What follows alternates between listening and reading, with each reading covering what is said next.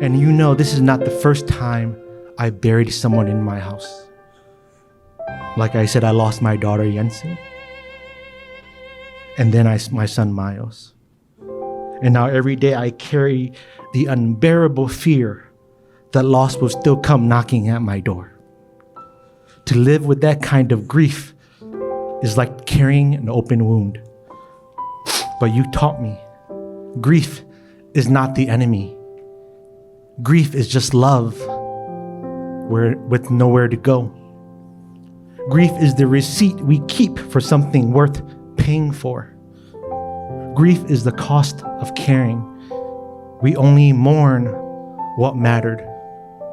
Grief reveals love. It deepens empathy. And once you truly grieved, you begin to notice the pain in others. You hold space better. You stop rushing healing. Grief clarifies all that matters.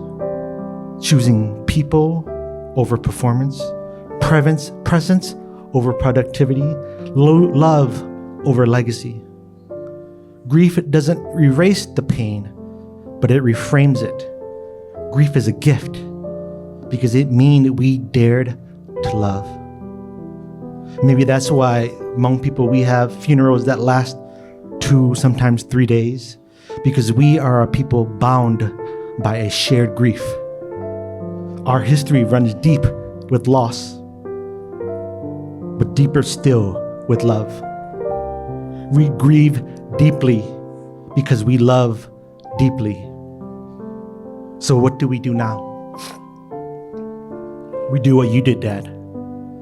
We honor the dead by serving the living. We honor our pain by protecting others from it. We keep going because someone is watching. A child, a brother, a stranger. And they need to know it's possible to survive, to rise, to love again.